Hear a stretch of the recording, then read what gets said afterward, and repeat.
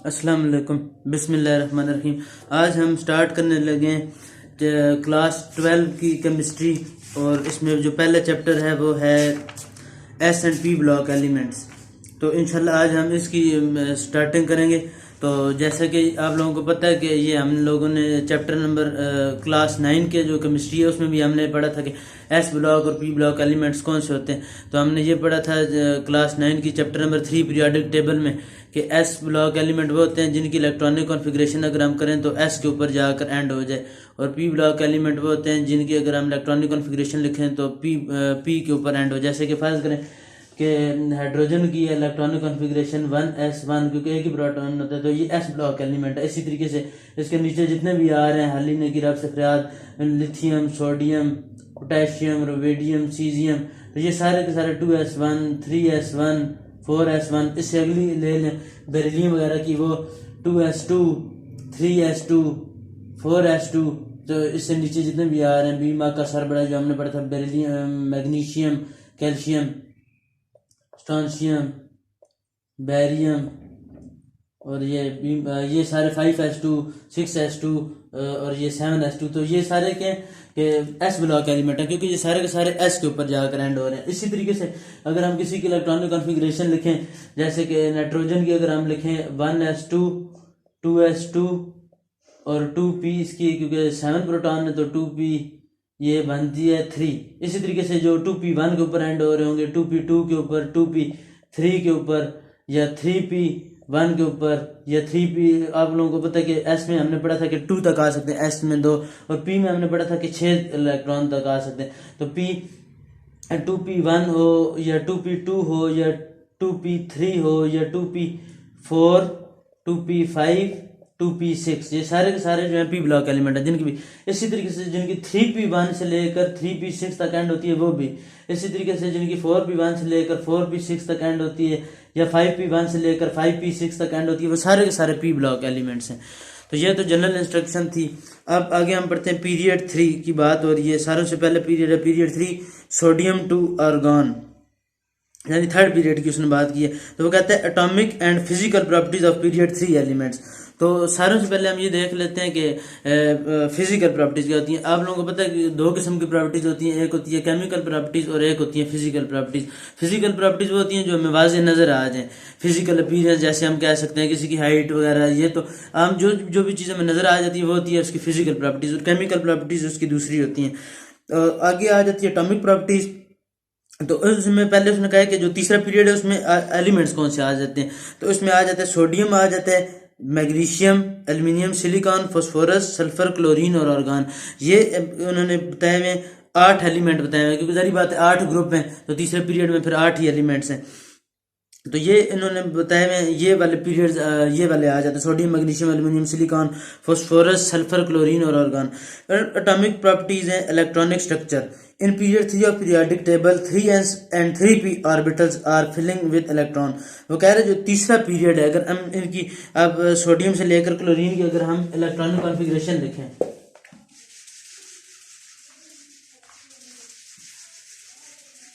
क्योंकि हमने जैसे कि बात की सोडियम की, मैग्नीशियम, इस तरह लग रहा है सोडियम, मैग्नीशियम, क्योंकि 11, 12, एल्युमिनियम का 13, क्योंकि आप लोगों को पता है जैसे जैसे हम लेफ्ट से राइट पीरियड में मूव करते हैं तो प्रोटॉन नंबर बढ़ जाते हैं। Aluminium, silicon, phosphorus, sulphur, chlorine और आर्गन, ये 15, 16, 17 और ये 18। इसकी अब इलेक्ट्रॉनिक कॉन्फ़िगरेशन लिखें तो एंड में आप लोगों को पता है कि 1s2, 2s2, 2p6 और 3s1 पे जाके खत्म हो रही है। इसके बाद ये आ रहा है एक इलेक्ट्रॉन और ऐड कर लें 3s2, इस तरीके से फिर इसकी आगे आ जाएगी तो 3s2 और 3p1, इससे चलते जाएं तो इसकी जगह खत्म होगी 3p2 के ऊपर। जारी बात है ये 3 इसलिए आ रहा है क्योंकि पीरियड है। जैसे कि आप लोगों को पता है कि हमने ये चीज पढ़ी थी कि एंड पे अगर 3s1 आ रहा हो तो ये जो चीज होती है ये हमें बताती है पीरियड, और ये वाली जो ऊपर होती है 1, ये चीज हमें बताती है ग्रुप कौन सा है। ये पहला ग्रुप है 3s1 और ये जो है ये पीरियड। इसी तरीके से ये 3s2, 3 हमें क्या बता रहा है पीरियड, यानी इसका पीरियड तीसरा, 2 हमें क्या बता रहा है ग्रुप, यानी दूसरा ग्रुप है। इसी तरीके से जितने भी हैं ये 3s2, 3p1। अब ये पीरियड कौन सा है, तीसरा, और ग्रुप कौन सा है, 2+1 ऐड हो जाएगा 3, यानी तीसरा पीरियड और तीसरा ग्रुप। इसी तरीके से अब ये 3p2 पे जाकर खत्म हो रही है, 3s2 3p2, फिर इस तरीके से चलते जाओ 3s2 3p3, फिर ये वाला जो होगा 3s2 3p4, फिर ये 3s2 3p5, फिर ये 3s2 3p6। तो आप लोगों को ये भी चीज पता चल गई। अब ये देखें, ये तीसरा पीरियड है इसका, ये क्योंकि 3 है तीसरा पीरियड, और ये 2 और 6 को ऐड करें तो ग्रुप निकल आता है, ग्रुप 8, यानी 8वां ग्रुप है आर्गन, इसीलिए इसे नोबल गैसेस कहा जाता है, क्योंकि इसकी electronic configuration 3s2 3p6 octet tool complete है। तो ये इसका ये स्टेबल है, इनर्ट गैस भी कहा जाता है, नोबल गैसेस भी कहा जाता है आखिरी 8वें ग्रुप को। तो वो यही बता रहे हैं, बात बताना चाह रहे हैं, यानी ये 3 जितने भी पीरियड तीसरा है उसकी 3s और 3p में फिलिंग जा रही है।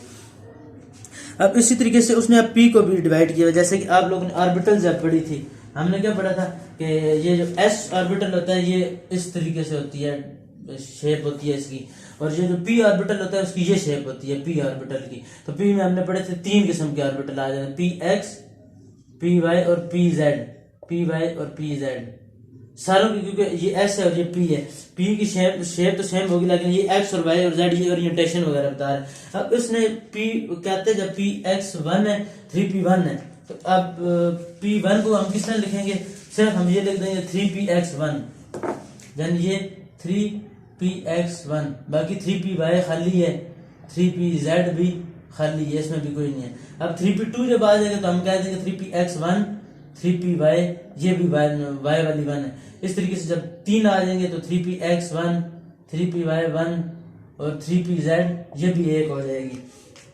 उसके बाद उसने क्या किया है कि जब अगली आएगी तो इसी तरीके से इसमें दोबारा फिलिंग हो जाएगी, 3px2 जब 4 है तो 2 इसमें, 3py1 ये 3pz1 ही रहेगी क्योंकि 4 है। अब ये 5 आ गए, p के ऊपर 5 तो 3px2 3py2 और 3pz1।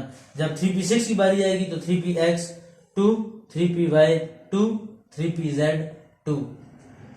तो इस तरीके से इसकी फिलिंग हो जाती है। तो in case neon represent the complete electronic structure of neon atom, वो कह रहा है कि जो नियॉन है, क्योंकि जारी बात है ऑर्गन जो है वो उसकी इलेक्ट्रॉनिक कॉन्फ़िगरेशन जो होती है वो कंप्लीट होती है। उसके बाद ट्रेंड्स इन एटॉमिक रेडियस, यानी एटॉमिक रेडियस के अंदर ट्रेंड क्या होता है। तो एटॉमिक रेडियस में पहले तो हम ये बात देख लेते हैं, ये बेसिकली आप लोगों को पता है कि एटॉमिक रेडियस हमने क्लास 9 में भी पढ़ा था। तो बेसिक कॉन्सेप्ट उसका वही है कि एटॉमिक रेडियस में 2 चीजें आ जाती हैं। एक तो एटॉमिक रेडियस में मैं आप लोगों को बताता चलूं कि अब जैसे कि हमने बात की एटॉमिक रेडियस को समझने के लिए जो सारा से आसान तरीके पीरियड में और ग्रुप में ट्रेंड के, पीरियड में एटॉमिक रेडियस जो होता है वो डिक्रीज करता है, और ग्रुप में एटॉमिक रेडियस, अगर एटॉमिक रेडियस की बात करें, एटॉमिक रेडियस पीरियड में डिक्रीज करता है और ग्रुप में इंक्रीज करता है। ग्रुप में इंक्रीज क्यों करते हैं, जैसे कि आप लोगों को पता है कि ग्रुप में जाते जाएं तो अब फर्ज करो मैं हाइड्रोजन को बनाता हूँ 1s1, ये हाइड्रोजन के 1s1 एक इलेक्ट्रॉन, उससे नीचे लिथियम आ जाता है। पहले शेल में 2 इलेक्ट्रॉन, दूसरे में 1 इलेक्ट्रॉन, नीचे चले जाओ सोडियम में, पहले शेल में 2 इलेक्ट्रॉन, दूसरे में फिर सोडियम के 8 इलेक्ट्रॉन, 10 हो गए, और आखिरी शेल में 1 इलेक्ट्रॉन। अब जैसे जैसे एक साफ हमें पता जा रहा है, जैसे जैसे हम नीचे जाते जा रहे हैं एटम का जो साइज है वो बढ़ता जा रहा है। जब एटम का साइज बढ़ेगा तो जाहिर बात है एटॉमिक का रेडियस भी बढ़ जाएगा। एटम का साइज जैसे जैसे ग्रुप में जाते जाए, क्योंकि प्रोटॉन नंबर इंक्रीज कर रहे होते हैं तो शेल बढ़ होते हैं। आप इसका ये रीजन ये ले सकते हैं कि atomic number increases, atomic number जाहिर बात है बढ़े तो जाहिर बात है फिर अल्टीमेटली इलेक्ट्रॉन नंबर भी इंक्रीज करेंगे, क्योंकि जितने प्रोटॉन होते हैं उतने इलेक्ट्रॉन होते हैं। उसके बाद दूसरा रीजन हम क्या लिख सकते हैं, इसमें रीजन की हेडिंग दे देना रीजन, यानी एटॉमिक नंबर बढ़ रहा है, जारी बात इलेक्ट्रॉन बढ़ेंगे तो उसके बाद फिर फिलिंग क्योंकि शेल में होती है, शेल भी इंक्रीज करेंगे। जब शेल इंक्रीज करेंगे तो एटम का साइज इंक्रीज करेगा, जब एटम का साइज इंक्रीज करेगा तो एटॉमिक रेडियस भी इंक्रीज करेगा, क्योंकि आपको पता है कि सर्कल का रेडियस होता है। तो उसके बाद ये जो चीज ग्रुप में समझा, ग्रुप में तो इंक्रीज करते हैं। अब बात आ जाती है पीरियड की, पीरियड में डिक्रीज क्यों करता है। पीरियड में अब इधर से देख लेते हैं, लिथियम के बाद कौन सा आता है, बेरिलियम। लिथियम के बाद आ जाता है बेरिलियम। बेरिलियम में 4 इलेक्ट्रॉन है, आप लोगों को पता है कि न्यूक्लियस के अंदर प्लस प्रोटॉन होते हैं, और प्रोटॉन जो 3 है तो +3 का चार्ज है, और इलेक्ट्रॉन के ऊपर नेगेटिव चार्ज होता है। तो ये एक किस्म की आप लोग देख लें, ये समझें कि ये मैग्नेट है, +3 और -3, ये +4 और -4। अब ये +5 और -5 की अट्रैक्शन इधर होगी। ये है बेरिलियम, बेरिलियम का प्रोटॉन नंबर होता है 4, दरम्यान में +4 है और इलेक्ट्रॉन के ऊपर -4। इसी तरीके से आगे आ जाए तो बोरान, पहले शेल में 2 इलेक्ट्रॉन, दूसरे में आ गए 5 इलेक्ट्रॉन, 3 इलेक्ट्रॉन, 1 2 3 4 5। हाँ, अब दरम्यान में प्लस न्यूक्लियस के अंदर, क्योंकि प्रोटॉन और न्यूट्रॉन होता है, न्यूट्रॉन के ऊपर तो कोई चार्ज नहीं है, प्रोटॉन के ऊपर प्लस का चार्ज, तो प्रोटॉन 5 है तो +5 चार्ज, और इधर इलेक्ट्रॉन 1 इलेक्ट्रॉन 2 3 4 और ये 5, यानी इधर +5 और -5 की अट्रैक्शन हो रही है। अब देखा जाए तो एक साइड पे +3 और -3, ये +3 इलेक्ट्रॉन को अपने न्यूक्लियस, प्रोटॉन इलेक्ट्रॉन को अपनी तरफ खींचेंगे, लेकिन जाहिर बात है क्योंकि फोर्स कम है तो ये कम करीब आएंगे। अब दरम्यान में +4 का चार्ज आ गया और इस साइड पे -4 का, तो अट्रैक्शन ज्यादा होगी। जब अट्रैक्शन ज्यादा होगी तो शेल करीब आते जाएंगे न्यूक्लियस के, जब शेल न्यूक्लियस के करीब आएंगे तो एटम का जो रेडियस है वो डिक्रीज होने लग पड़ेगा, क्योंकि अट्रैक्शन ज्यादा हो रही है। अभी और बड़ा है, +5 की अट्रैक्शन होगी, +5 और -5 की, इलेक्ट्रॉन और ज्यादा करीब आएंगे न्यूक्लियस के, क्योंकि न्यूक्लियस ज्यादा फोर्स से उन्हें अपनी तरफ खींचेगा। जब ज्यादा फोर्स से खींचेगा, क्योंकि शेल तो वही है, तो वो ज्यादा श्रिंक होगा, ज्यादा करीब आ जाएंगे, ज्यादा पास आएंगे तो जाहिर बात है एटम का साइज डिक्रीज हो जाएगा। तो ये था एटॉमिक के रेडियस का ट्रेंड। तो ये एटॉमिक रेडियस का ट्रेंड है। उसके बाद वो कहते हैं कि we know that number of shell in all element, इसमें भी यही लिखे है, ये जो मैंने आपको एटॉमिक ये जो बताया एटॉमिक रेडियस का ट्रेंड बताया, इसमें भी यही लिखा हुआ है कि we know that number of shell in all element of a given period remains the same but value of effective nuclear charge increases from left to right. जैसे कि मैंने आप लोगों को बताया कि लेफ्ट टू राइट जब हम मूव करते जाएंगे तो इफेक्ट न्यूक्लियर का जो चार्ज है +4 +3 +4 +5 ये बढ़ता जाएगा effective nuclear charge. The increased effective nuclear charge put the electron cloud of atom nearer to the nucleus and thus size of atom and ions goes on decreasing from left to right। वही बात जो मैं आप लोगों को बताई है कि जैसे जैसे ये प्लस का चार्ज बढ़ेगा तो यानी न्यूक्लियस उससे अपनी ज्यादा फोर्स से अपनी तरफ इलेक्ट्रॉन्स को खींचेगा, क्योंकि दरम्यान में प्लस एक साइड पे +3 और -3 की अट्रैक्शन है, दूसरी साइड पे आप लोगों को नजर आ रही है +4 -4 की अट्रैक्शन और ज्यादा होगी, और +5 -5 की, यानी ये मैग्नेट के तौर पर आप याद रखें, जब मैग्नेट बड़ा होता जा रहा है वो उसके करीब फर्ज करो ये मैग्नेट है, इसके करीब छोटा मैग्नेट है, इसके करीब मैं कोई लोहा लेकर आता हूँ, मेटल लेकर आता हूँ, वो उसे कम अट्रैक्ट करेगा। अब मैग्नेट बड़ा हो गया, उसके करीब मैं उतना ही अगर लोहा लेकर आता हूँ तो वो ज्यादा फोर्स से अट्रैक्ट करेगा, और बड़ा मैग्नेट है वो लोहे को या मेटल को अपनी तरफ और ज्यादा अट्रैक्ट करेगा। तो ये इधर इफेक्टिव न्यूक्लियर चार्ज बढ़ता जा रहा है और वो इलेक्ट्रॉन को अपनी तरफ खींचता जा रहा है, तो वो ज्यादा फिर एटम का साइज डिक्रीज होगा। तो आगे this is going from the left to right in period of S and block elements.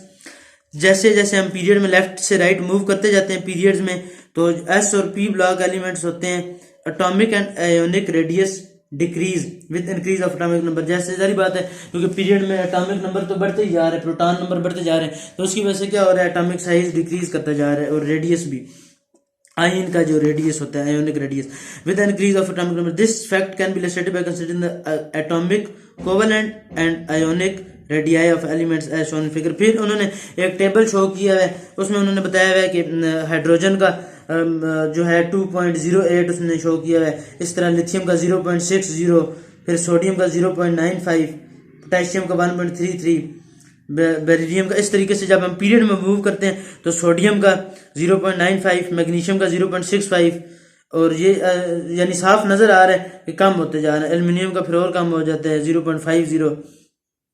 तो ये इस तरीके से ट्रेंड है इनका।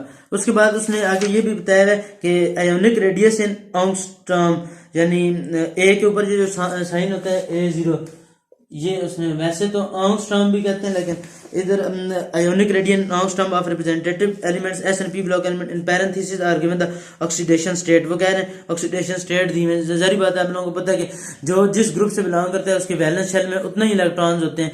क्यों? और जैसे कि फर्ज करें सोडियम अगर पहले ग्रुप से बिलोंग कर रहे हैं, तो ये यानी लिथियम की बात कर रहे थे, ये पहले ग्रुप से बिलोंग कर रहे हैं, इनके आखिरी शेल में एक इलेक्ट्रॉन है, हलीने की रब से फरियाद, सोडियम के भी आखिरी शेल में एक इलेक्ट्रॉन। तो जो जिस ग्रुप से बिलोंग करेगा उसके आखिरी शेल में उतने ही इलेक्ट्रॉन्स होंगे और उनकी ऑक्सीडेशन स्टेट भी वही होती है, क्योंकि जहरी बात है इसके आखिरी शेल में एक इलेक्ट्रॉन है तो ये स्टेबल होने के लिए लिथियम अपना एक इलेक्ट्रॉन लूज कर देगा। सोडियम के आखिरी शेल में एक इलेक्ट्रॉन है वो क्योंकि आप लोगों को पता है दो रूल होते हैं, एक होता है डुप्लेट और एक होता है ऑक्टेट। जो हीलियम के करीब करीब होते हैं वो डुप्लेट रूल को फॉलो करते हैं और जो नियॉन के करीब करीब होते हैं वो ऑक्टेट रूल को फॉलो करते हैं। अब लिथियम की बात कर लें, इसके आखिरी शेल में एक इलेक्ट्रॉन है तो अब ऑक्टेट रूल इसके ऊपर डुप्लेट रूल अप्लाई होगा, क्योंकि आप लोग देख सकते हैं कि 7 लूज करना आसान है, 7 गेन करना। ऑक्टेट रूल कहता है कि 8 हो तब स्टेबल होगा, डुप्लेट कहते हैं 2 हो तब स्टेबल होगा। अब इसके ऊपर डुप्लेट रूल अप्लाई होगा क्योंकि इसके आखिरी शेल में एक इलेक्ट्रॉन है। अब दो ही तरीके हैं स्टेबल होने के लिए, या तो ये एक इलेक्ट्रॉन लूज कर दे लिथियम और इसके आखिरी शेल में 2 इलेक्ट्रॉन रह जाएंगे तो ये हीलियम की कॉन्फ़िगरेशन को अटेन कर लेगा और स्टेबल हो जाएगा।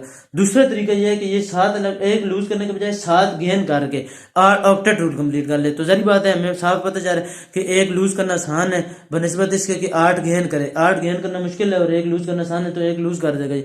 तो इनके आखिरी जो जिस ग्रुप से बिलोंग करते हैं उसके आखिरी शेल में उतने ही इलेक्ट्रॉन होते हैं, यानी हलीने की रब से इसके आखिरी शेल में एक इलेक्ट्रॉन होगा तो ये एक इलेक्ट्रॉन लूज कर देगा और स्टेबल हो जाएंगे, इसलिए इनके ऊपर +1 का चार्ज होता है। अब बीमा का सरबड़ा जो दूसरा ग्रुप है उसके आखिरी शेल में 2 ही इलेक्ट्रॉन होते हैं तो वो 2 लूज कर देगा तो स्टेबल हो जाएगा। फिर आगे आ जाता है अगला शेल बोरान वगैरह बल जयंती, उसके आखिरी शेल में 3 इलेक्ट्रॉन होते हैं तो तीसरा ग्रुप है 3 इलेक्ट्रॉन हो गए तो वो 3 लूज कर देगा +3 ऑक्सीडेशन स्टेट है। इसी तरीके से ये जो बाद में चले जाए जैसे जैसे हम चलते जाएं तो फिर आगे आ जाती है ऑक्सीजन आ जाती है। ऑक्सीजन के आखिरी शेल में 6 इलेक्ट्रॉन होते हैं तो वो 6 लूज करना अब मुश्किल है और 2 गेन करना आसान है। 2 ही तरीके स्टेबल होने के लिए, तो ये 6 लूज कर दे इसके आखिरी शेल में 2 इलेक्ट्रॉन रह जाएंगे ऑक्सीजन के तो ये स्टेबल हो जाएगा, या ये क्या कर ले 2 इलेक्ट्रॉन गेन कर ले। तो हमें पता है 6 लूज करना मुश्किल है और 2 गेन करना आसान है, तो इसलिए ऑक्सीजन के आखिरी शेल में 6 इलेक्ट्रॉन है क्योंकि ये छठे ग्रुप से। तो जो जिस ग्रुप से बिलोंग करता है उसके आखिरी शेल में उतने इलेक्ट्रॉन होते हैं तो ये 2 इलेक्ट्रॉन गेन कर लेते हैं क्योंकि ऑक्टेट कंप्लीट इसके आखिरी शेल में 6 इलेक्ट्रॉन है तो ऑक्टेट कंप्लीट करने के लिए इसे 2 इलेक्ट्रॉन चाहिए तो ये 2 गेन कर लेगा, इसके ऑक्टेट रूल मुकम्मल हो जाएगा और ये स्टेबल हो जाएगा। इसलिए इसके ऊपर क्योंकि ये गेन करता है तो -2 का चार्ज आता है, जो लूज करते हैं उसके ऊपर प्लस का चार्ज, जो गेन करते हैं उसके ऊपर माइनस का चार्ज आ जाता है।